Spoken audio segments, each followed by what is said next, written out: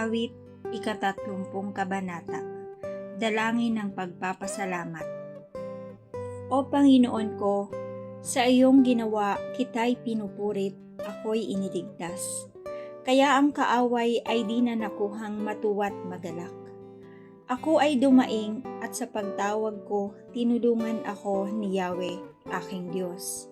Pinagaling ako sa tagday kong sakit, ako ay ginamot. Mula sa libingang daigdig ng patay, hinango mo ako at muling binuhay. Ako, nakasama nilang napabaon sa kailaliman. Purihin si Yahweh, siya ay awitan ng lahat ng tapat na mga hinirang. Iyong gunitain ang mga ginawa ng Diyos na banal. Ang kanyang ginawa ay alalahanin at pasalamatan. Hindi nagtatagal yaong kanyang galit, at ang kabutihan niya'y walang wakas.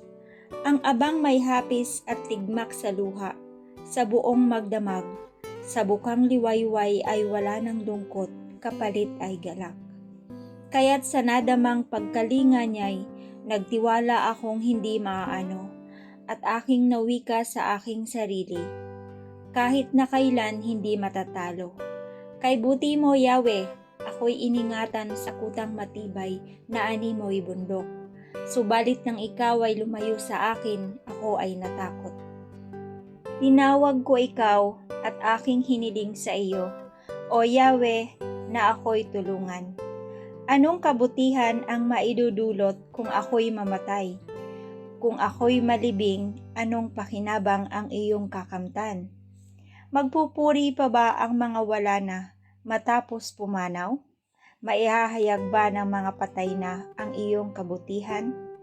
Kaya't ako'y dinggin, ikaw ay mahabag sa akin, O Yahweh. Ako ay pakinggan, mahabag ka, Yahweh. Ako ay dinggin mo at iyong tulungan. Iyong pinawi na itong aking lungkot, sumasayaw ako sa galak at tuwa. Nadama ko'y galak ng iyong hubari ng aking panluksa. Di ko titigilan, yaring pagpupuri, di ako titigil sa aking pag-awit.